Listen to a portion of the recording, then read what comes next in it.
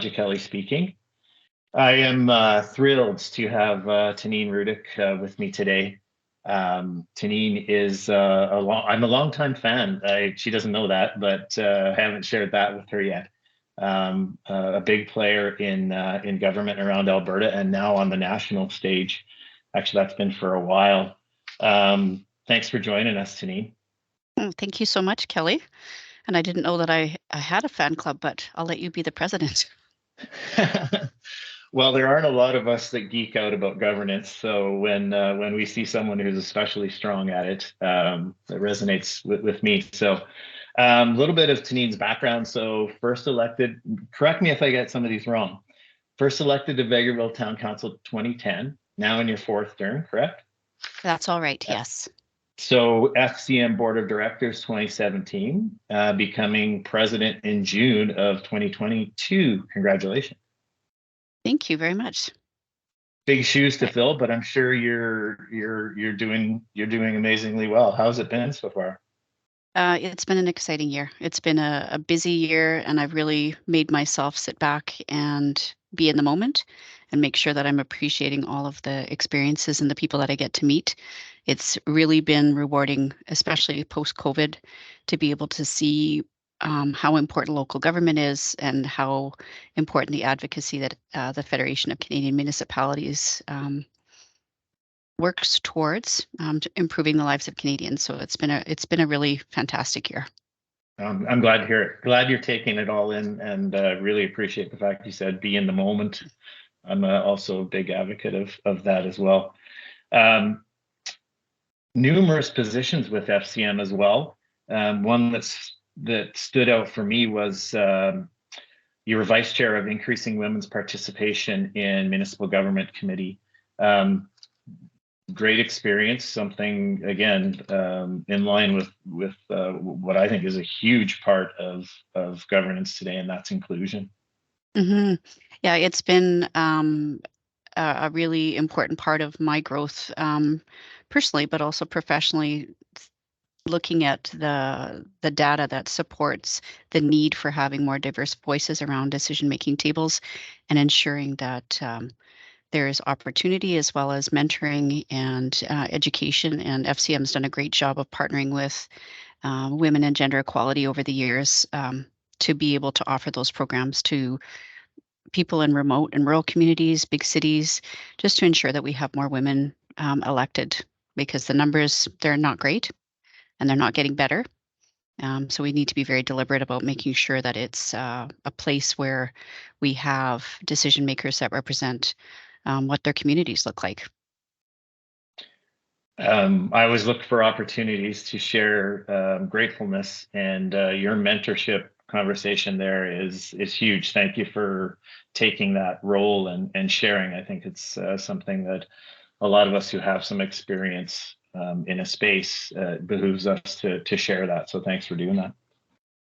Yeah, it's been given to me Sorry. too. No, sorry, I was just going to say I've been mentored by some really incredible leaders, and yeah, it really is a case of widening the circle and bringing more people in. Super. I was looking at Vegreville's vision statement, and so I love it. By the way, people are our core, innovation our strength, community our intention. Love the word intention, and correct me if I'm wrong. It was probably a team effort, but that to me screamed a lot of your influence in that vision statement. You wouldn't be wrong. Um, yeah, I think from my point of view that accidental success is not acceptable, that we need to be very deliberate about what we say and what we do. And by accident, we were, as a community, doing well until we had a few confronting situations and we really had to assess ourselves. And that vision statement came out of that time, and really figuring out where we wanted to be and how we wanted to perform in the future had to be deliberate. I'd love to have an offline chat on that stream alone if you're game sometime. Intentionality is absolutely amazing. Love it. So before we get started, and sorry, I didn't tell you there was going to be this preamble. I hope I'm not taking up too much of your time. I was wondering in your spare time, so outside of governance, that was one thing I couldn't find when I was doing a little bit of Mm. research. Is there something that you absolutely love doing in some of your spare time?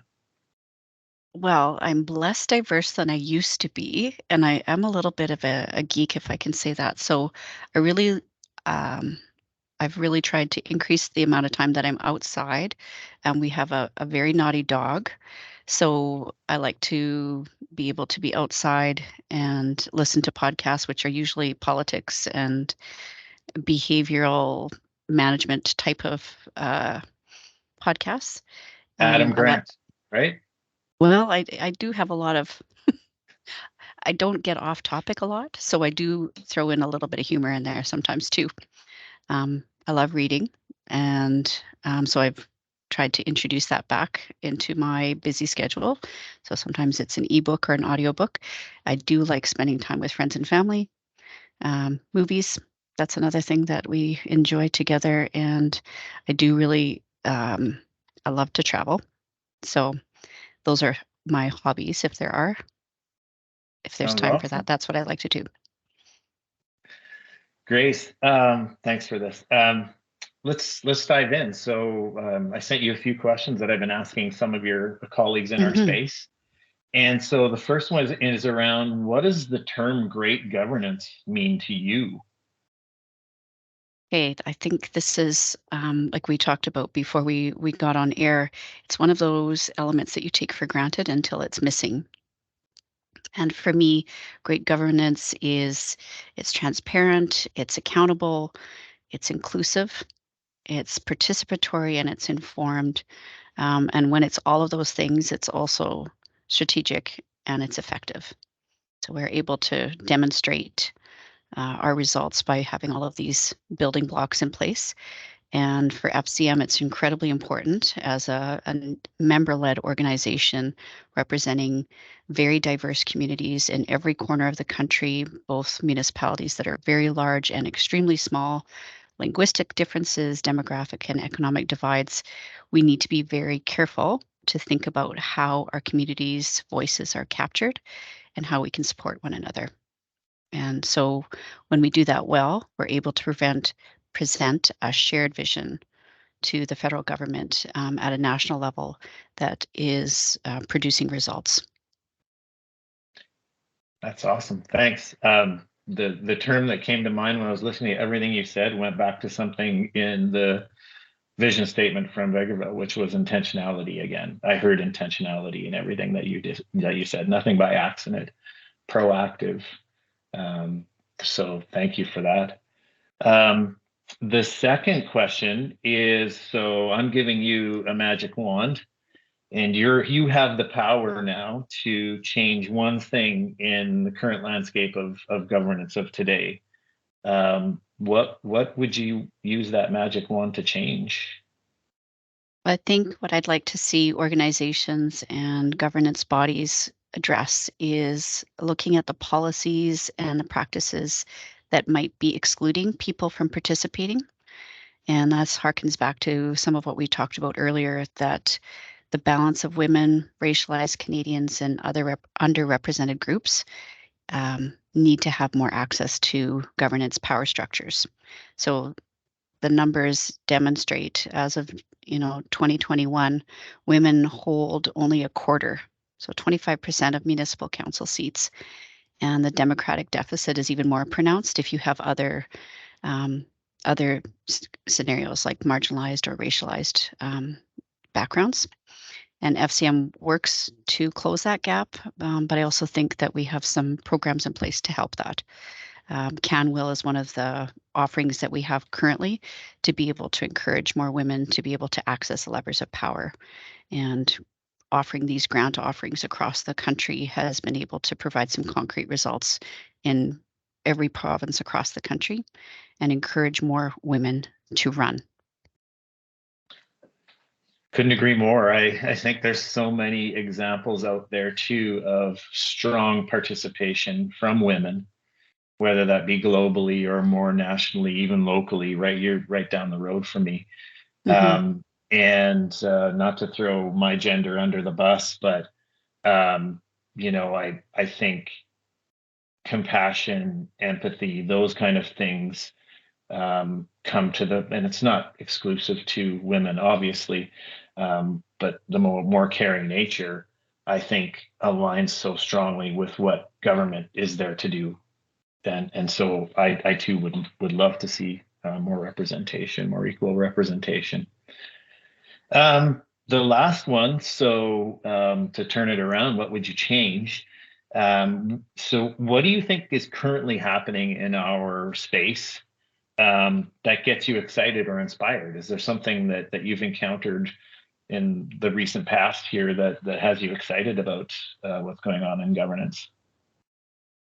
I think the willingness to be able to allow ourselves to question about whether the way that we've been doing things is what's currently needed, just like you just said, and what happens if we risk upsetting the status quo.